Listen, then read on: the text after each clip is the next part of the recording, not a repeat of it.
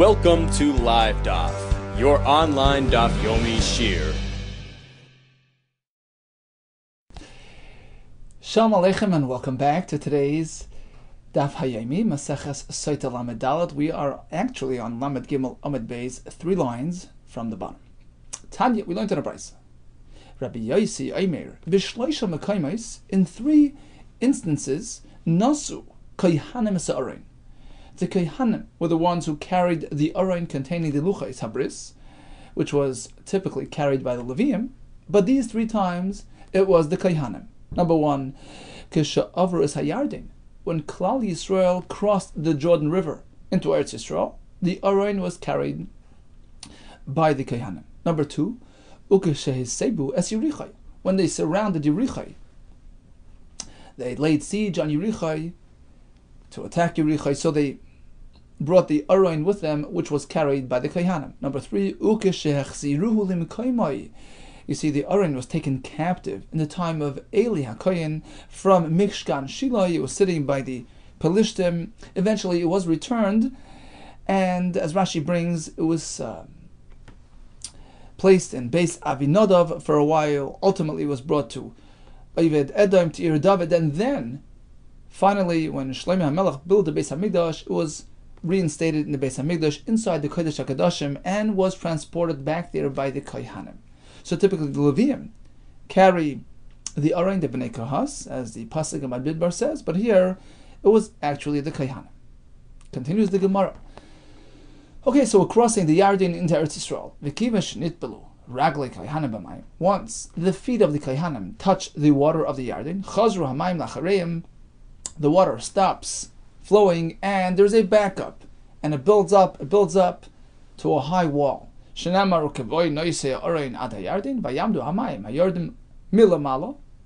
water, which was meant to flow and continue through, stopped, and kamu, it stood neid echad, like a wall. So it was just piling up, backing up, and piling up. How high was that water wall? Shnei masar mil al shnei masar mil. Rashi seems to take out the second part of this, Shnei Masar Mil. So it was just Shnei Masar Mil in height. However wide the Jordan River was. It would seem from several sources that actually the Yarden was wider, was a more significantly sized river than it is today, which is just a plain little stream. So however the width of the water was, but it piled up 12 mil. Why? Keneged Machne Yisrael, David Rabbi Yehuda, because that's how long it took for the encampment, for the Machne Yisrael to cross the Yarden. You see, Machne Yisrael was an area of 12 mil by 12 mil, sort of a square. So now when we cross the Yarden, when the entire group crosses, that's 12 mil of people, so to speak. So throughout all that time, the water is sort of accumulating to get to a wall which is 12 mil high, right? 12 mil, like the 12 mil of the Machne. That's Rabbi Yehuda's opinion. Amalei Rabbi Lezer Reb Shimon. So Rabbi Lezer responds to him, L'dvarecha, according to your way of calculating, it's a bit difficult to understand why the wall is only 12 mil high. It came because, L'dvarecha Adam Kal, let's think. Which pace is quicker? Who goes faster? A person? Or Mayim Kalam? Or the water when it flows down? Mayim Kalam, of course, water flows faster at a quicker pace than a person walks. If that's the case, that the wall was only 12 mil high, that's not enough time for people who walk slower than water flows. Not enough time for 12 mil of people to cross. 12 mil, right, of people takes longer than 12 mil of water to flow up.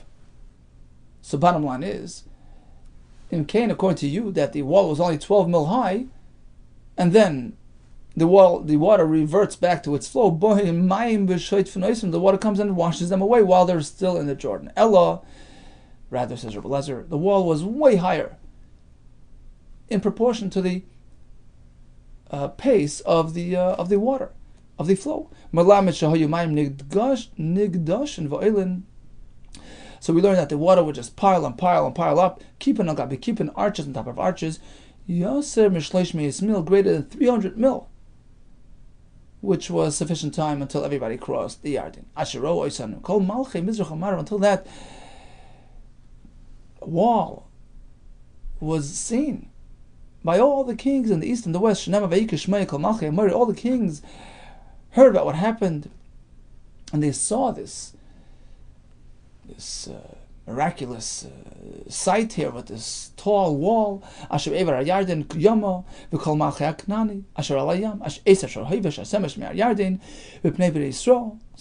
Hashem dried up the Jordan. How did they know? They saw the wall. Ad Avram vayimas levavam, which melted their hearts and did away with their resolve to battle the Jewish nation. They no longer had spirit to challenge the Bnei Yisrael. In fact, even Rachav Asayna, this was before they crossed into Eretz Yisrael. This was when Yeshua sent these spies, and she hosted them. She told the Shluchim, Amr L'Shluchi Yeshua, about the previous miracle when they crossed the Yamsuf. Kishamanu, Eser Shahiv Hashem, Esmei Yamsuf. We all heard that great miracle that Hashem dried up the Yamsuf. Uksiv Vanishma Vayamas Avenu V'Lakama Oid, and we're all petrified and scared. And we all know the Medrash that the news traveled very quick because all the waters in the world split together with the Yamsuf. Okay, so back to the Yarden. Oidam b'Yarden, while Klal Yisrael is still in the Yarden, Amr Lahem Yeshua addresses them as follows. I want you to be aware. Al Ma'atem Oivim Rasai Yarden. What's the purpose of crossing the Yarden? Al Manasher Rishu. In order to banish the inhabitants of Eretz Yisrael, of Eretz Canal. Shenema Vayrashtem, chase away as Kol Yeshvi Eretz B'neicha. Imatem Oisim Kain, if you're willing, if you're undertaking, if you're committing, Imatem Oisim Kain, Mutav, great. Vimla, but otherwise, if you're not planning to do this, Boin Mayim V'shoitfen Oisechem, right now, the water will come and wash us away. Mayosechem, what does it mean? Oisechem, it should have said Oischem, you, without the Yud. Oisechem is a combination word. Oisi ve'eschem, it's going to wash me and you together. What else happened in the Yarden? Oidam b'Yarden. Amrlan Yeshua addresses the Klal Yisrael. He tells, he appoints 12 individuals, one per stone. They're going to have 12 stones to place in the Yarden to be used for a future testament. Harim Elochem ish even achas. Each one of you should take a large boulder, al shichmai, on his shoulder. Lemisva shifte Yisrael, 12 stones corresponding to the Shvatim. What's the purpose? This should be a sign, a monument, a testament. Down the road, your children are going to ask you, what's the point of these stones? This is going to provide a siman lebanim, a sign, a testimonial for those kids, for the future generations, about this great nes she'avro avos es hayarden, that in fact their parents crossed the Yarden in a miraculous way. So while they're standing in the Yarden, Amrlan Yeshua. So first Yeshua told these 12 individuals to carry these boulders wherever they found them, place them on the floor of the Yarden near where the Kehanim was standing. So these stones sort of experienced the miracle. They were testimony to the miracle. And then he told them, okay, pick up the stones. Pick up the stones from near where the Kehanim are standing. These 12 stones, prepare them and bring them along with us. Take them with you. Where to? To Hagrizim Harevel, where they had the brachas and kolos. This all happened on the same day. And then they built a mizbeach with those stones. They brought karbanos, dismantled the mizbeach, painted them, put the words of the Torah on them in 70 languages, and then and placed them at your place of lodging, Asher Talina B'Halayla, where you're going to sleep tonight. That was in Gilgal. So they traveled a great distance on that day to Har Hevel, to Gilgal, back and forth. So that's where they delivered the stones. Does that mean that every place they travel, every lodging, they would take these stones with them? No, it's a one-time thing. Asher Talina B'Halayla, you bring the stones and park them where you lodged tonight, which was actually in Gilgal, as the Mishnah explained for us. Continues the Gemara. Amar Rabbi Yehuda, Sama Geras Rabbi Yesi. So Rabbi Yossi says, my father Chalafta, was Rabbi Yossi ben Chalafta, Abba Chalafta, my father Chalafta, and also Rabbi Lezer ben Marcia, and also V'chanani ben Chachinai, Hamdu al Oisan Avonim, they calculated the size of those stones, V'shi'arum, and they discovered that Kol Achas V'achas Shkula Karboim Sa. Each one of them was 40 Sa'ah in weight. Actually, Sa'ah is volume, right? So some learned that it means to say that it was a size. The stone was sized like 40 Sa'ah. 40 Sa'ah is a share of a mikveh, an amma by an amma, 3 amma high. So these stones were of that dimension. Okay, so that was the shear of those stones. So perhaps they actually saw those stones, or this was something they learned from their Rebbe. Ugmiri. Now, we know this as a fact. The tu'una, that a load, the madli inish, that a person carries, a person lifts on his own, likatfei, onto his shoulders. Right? It's more difficult for a person to load himself up. So something which you can load onto your shoulders is really not your full load capacity. It is only a third of what you really can carry. Tilsa, it's a third, the tu'une havi, of which a person can carry, if loaded by somebody else. So these stones, Yeshua told them to load them up on their own. So this was something that they personally picked up and put on their shoulders. Now, if that ends up being 40 sa, we can imagine that a person's real maximum load capacity is 3 times that much if he is laden by somebody else. Somebody puts that load on your shoulder, it can be up to 120, 3 times as much. Why is this important right here? Based on this formula, we're going to discover le'eshka. We'll figure out in terms of the cluster of grapes which was carried by the Meraglim from Eretz Yisrael back to the Midbar. Right? They brought with them a large cluster of grapes, a pomegranate, a fig. Now, we assume that the pomegranate was carried by one person, the fig by another. That leaves us with 8 people to carry the cluster of grapes. We assume everybody had their hands full. Rabbeinu told them all to bring fruit back. Apparently they were all busy doing it. Yeshua and Kalev were not included. We're going to see soon why. Leaves us with 8 people to carry. Now, 8 people carrying a cluster of grapes must have been a mighty cluster. In line with this formula that we just presented. If a person can theoretically carry 120 sa, if helped on by somebody else, we assume they assisted each other. So we get 8 times 120 sa for the size of the cluster of grapes. Quite mighty. They carried the cluster with a pole with 2. Now, why does the pasuk have to say they carried with a pole with 2? Once it says in the pasuk that it was carried with a pole, of course I know that a pole needs 2 people. Because if it's just one person, then what's the point of mentioning the pole? Happens to be carried with a pole, it can put on the shoulder. No point in the pasuk mentioning, it has no significance. The fact that the pasuk mentions a pole indicates that there are 2 people, then why say the word bishnayim? Bishnayim moites. It was a double pole. In fact, Rabbi Yitzchak, it was more than that. There were 4 poles. To Turtani, it was carried like a load. But to Turtani, like a double load. So they had a double frame, keeping that huge cluster up in the air. So you have cluster of grapes, which was sitting on 2 poles, carried by 4 people total. And then there were another 2 poles, either coming diagonally across or the other way. A total of 8 people carrying this cluster. Okay, it's at Shmoin and Nasu, 8 people carried Eshkol Echad, that single Eshkol, the cluster. Echad, another fellow Nasariman, carried the pomegranate. Echad Nasatain, and the final man carried the fig. For a total of 10. The other 2, Yeshua ben Nun and Kalev ben Yifuna, Yeshua ben Kalev le Nasu. Klum, they carried nothing. Why? Is it because of their prominence? Another pshat is they're not involved in this scheme, this plan, to bring back these strange-looking fruits to intimidate Klal Yisrael by telling them, look, this is what it's all about: strange fruits, strange people, scary people. Let's keep away. Okay, now we're going back to the Yarden. We spoke about the water backing up and accumulating to great heights. How high? Well, we had a machlekes. Rabbi Yehuda said 12 mil high. Rabbi Shimon said, well, it's got to be way higher than that, 300 mil. What is that machlekes based on? We have two ways to explain it.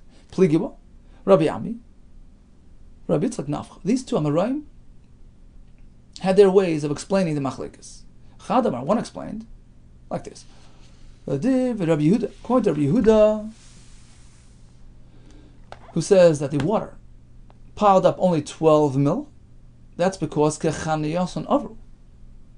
Klal Yisrael crossed as they camped. They camped as a 12 by 12 mil arrangement, and that's how they crossed, like a square. Okay? So it was sort of 12 mil of people crossing the Yarden.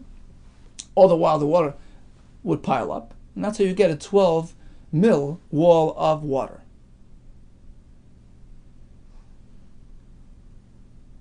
L'divrei Rabbi Shimon, according to his shita, it took way longer than 12 mil worth of walking. Why? Because they didn't cross like a box. They lined up. And it was way more than 12 mil of people. And hence, the greater accumulation of water. That's one approach to the machlekes. V'chadamar, the other one, explained differently. Bein mar ubein mar. This Tana, that Tana, they both hold Kachanayos and Avru, they crossed as a square. So what's the machlekes? Mar savar adam kal. Rabbi Yehuda holds that a person can walk as fast as the water flows. Taisus explains, although typically water does flow faster than a person walks, but here it wasn't really flowing downstream, it was sort of accumulating, piling up. And that perhaps can happen at the same pace as a person walks.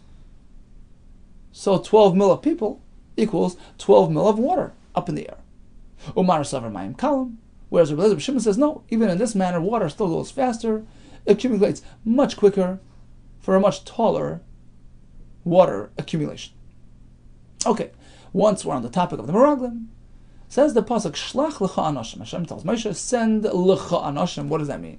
Omarei shlokish, shlach lecha, means midatcha. It's your decision. I'm not really advising this. Why? V'chi adam.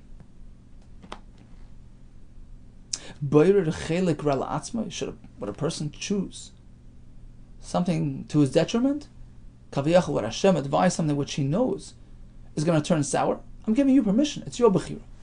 Vaynu l'chsiv, as the pasuk in Dvarim says, when Moshe Rabbeinu related the whole story of the Meraglim to Bnei Yisrael, Vayita b'einai hadavar. It found favor in my eyes. I take responsibility. It was my decision. Amar shlokish b'einai means in my eyes, v'loi b'einav shemakim. It was not sanctioned by Hashem. Now, what's the point of sending the Meraglim? V'yachpru lanu sa'aretz. What does that mean? Amar B'chi bar Abba, Meraglim le'niskavnu elo lo'boishtech Eretz Yisrael. Initially, Meraglim had a plan to embarrass Eretz Yisrael, to present it in a very negative light. How do we know? Ksivach v'yachpru lanu es ha'aretz. We have Lashon v'yachpru, uksiv hasam, and elsewhere we find that v'yachpru denotes embarrassment and shaming. V'chafar halavana u'boisha hacham. Ve'elo shemoisam. And these were the Meraglim's names. Lamate Ruvain, Ruvain's ambassador was Shamua ben Zakur. Amar Rabbi Yitzchak, Dover zem meseres b'yadeinu ma'avesenu. The following was handed down to us by our avos. That the names of the Meraglim al shem ma'aseim nikru, their names matched their deeds. V'anu loy also b'yadeinu le'echad. We were only able to decipher one, how one name corresponds to these evil deeds. One of the Meraglim's names was Sisur ben Michael, and that stands for the following. Sisur means Shesasar Masav Shel Kadosh Baruch Hu, disrupted Hashem's doings. Michael means She'asa Atzmei Mach. He presented Kaviyachal Hashem as being poor, being unable to help, because they said, Hashem can't really help us against the mighty nations. Amar Rabbi Yechon, Af Onu Neymar. We can add another one to the list. Nachbi ben Vafsi, that was his name, and it stands for the following. Nachbi means Shehichbi Dvarav Shel Kadosh Baruch Hu. He hid, he concealed Hashem's things. He pretended Eretz Yisrael was not something positive. The word Vafsi means Shepiseya Al Midosav Shel Kadosh Baruch Hu. He skipped over Hashem's good deeds. He presented things in a negative light. So the Meraglim travel up the Negev, up the south. Vayavoy Loshen Yachid, singular. He came ad Chevron. So one of the Meraglim parted ways. Question. Vayavoyu mi ba'ilei. Instead of saying Vayavoyu, everybody, it says Vayavoy. Who's that single person who went to Chevron? Amarava, Malamid. We learn Shapiresh Kolev Matzas Meraglim. It was one, Kolev, separated from the scheme of the Meraglim, meaning he went his own way. Volach v'nishtatech al kiri avos, and went to daven at the kvarim of our avos. He addressed them as follows: Avoisai, bakshu alay rachman. Please daven to Hashem she'enotzel matzas meraglim. I should be spared and protected from the evil scheme of the meraglim. Why didn't Yeshua need to go daven? He was also a tzaddik. Yeshua kvar gbikesh Moshe alav rachman. Yeshua was already protected through the tefillah of Moshe Rabbeinu, which took place a while ago before he sent him out. Shenemar vayikra Moshe lo Yeshua benun. Moshe Rabbeinu renamed Hoshea to Yehoshua. Why? Ka Yeshuacha matzas meraglim. Yehoshua means Hashem should save you from the meraglim. Vaynu d'chsiv. And based on this lesson, we understand the pasuk. V'avdi Kalev. Ekev hoysa ruach acheres imoi. Kalev had his own agenda. He separated and was not in cahoots with the rest. So he went to Chevron, and what did he find there? The big giants. Visham, there he found Achiman and Sheshai, V'talmai. Why were they given these names? Achiman was Miyuman Shabach, the strongest amongst the giants, amongst his brothers. So it's lashon of Yamin, like the right hand, which is strong. The word Sheshai means he was such a giant. Shemesim es ha'aretz k'shchisas. When he would walk, he would just destroy, just mess up the land as he's walking along. He was such a big giant. Talmi means shemesim es ha'aretz plumim plumim. Plumim means furrows. So as he's walking, he just creates furrows with his footsteps. Some take out the words devar acher. And the Gemara continues that Achiman was noted for building this great city. Achiman Bana, he built Anas. Sheshai, the other giant, he built Bana Alosh. And Talmi, the other giant, Bana, he built the town of Talbush. They were called Yelidei HaAnak. Why? Anak means Shema'aniken Chama B'Kaimasan. They were so giant that when they would stand, it would look like the sun is ringing around their necks. 7 years. Chevron was built 7 years before Tzoyan Mitzrayim. That's what the pasuk says. My Nivnasa, what does it mean? It was built. Ilema Nivnasa Mamash. It was actually built 7 years before the area of Tzoyan in Mitzrayim. Well, the fact that the pasuk speaks about Chevron being built before Mitzrayim indicates that it's the same builder, presumably the father. Who was the father of Canaan, who lived there, and who was the father of Mitzrayim? That was the grandfather, Chum, right? Chum was the one who had these 4 kids. The pasuk says, Ubnei Chum was Cush, Mitzrayim. Mitzrayim was number 2. Uput, and Canaan was the 4th. So why would he build Chevron for his young son, Canaan, who lived there, prior to Tzoyan, which was part of Mitzrayim, the second son's area? Efshar Adam Boina Bayis L'Bnei Katan. Does it make sense that a person would build for his younger son Koydem L'Bnei Gadol before his older son? D'chsiv, as the pasuk says, Mitzrayim was older than Canaan. Upnei Chum was Cush, Mitzrayim, and then comes Put, and then comes Canaan. Ella, rather, Mevuna doesn't mean literally built. It means in terms of qualitative edge. Shoysa Mevuna. It had an added quality. Its quality was 7 times greater than the quality of Tzoyan in Mitzrayim. Al Echad Mishiva was 7 times better b'Tzoyan. Now, not done. There isn't a more rocky area b'Cholei Yisrael more than Chevron. Yasem Chevron. In fact, the Kavri B'Shichvi, therefore, was not used for agriculture. It was set aside for burying mason. So we're speaking about the lowest of the low in terms of quality in Eretz Yisrael. And what's the best place in Mitzrayim? Tzayan. What's the best place in the world? In those days, the most fertile place was Mitzrayim. Shneimar Kigan Hashem, Eretz Mitzrayim. Eretz Mitzrayim was like the garden of Hashem. And the best place in Mitzrayim was Tzayan. What's the best place in Mitzrayim? No greater than Tzayan. Yasser Mitzrayim. The pasuk says, all the royalty would hang out there. Koyu b'Tzayan Sarav. So we're speaking about the best of the best, and still, even so, Chevron, which was the worst of Eretz Yisrael, was 7 times better. Mevuna echad mishiva b'Tzayan. Asks the Gemara, Chevron was really Trashim Havi, was a rocky place. V'oksiv, v'ahimiketz abarim shana, v'yimar v'shalom al-melech, el chana, I'm going to go to Chevron. V'omer Avi, what's he going to Chevron? B'itema, some say Rabbi Baruch Hanan. She'alach lahavi kvasim mechevron. He went to get sheep from Chevron.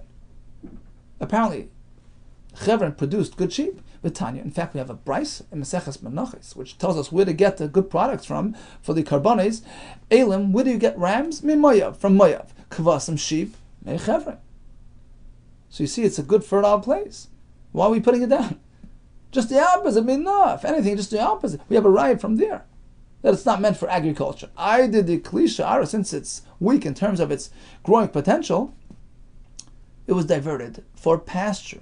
Of the raya was made for pasturing, v'shamin, and it would produce fatty kinyana animals, meaning it's laden with minerals because it was not depleted through farming and growing. So it's left for the pasture, and that's where you get your animals from. But it is consistent with what we said before, that it is the lowest quality area in terms of agriculture in the whole of Eretz Yisrael. Okay, let's do a quick chazor of today's daf. We started with the Arain, which was typically carried by the Leviim, but today was carried by the Kehanim, who took it into the Yarden, which split, allowing the water to pile up. We have two shittas on that. That high wall, according to one shitta, was 300 mil high into the clouds, visible to all the Malachim who were petrified, just as they were during the Yam Suf. They picked up the stones, they took them to the base Molain. We spoke about the size of those stones. We went on to the Meraglim and the size of the cluster of grapes, which they brought back with them. We spoke about the names of the Meraglim, reflecting their actions. We spoke about Kalev doing his own thing, davening by the Ma'aras HaMachpelah, and the schos of the Aves to save him from the Meraglim. And we learned about the fact that there were giants and the value of the weakest place in Eretz Yisrael versus the best in Mitzrayim. All the best to you, Hatzlacha Rabbah and Psureis Tovos.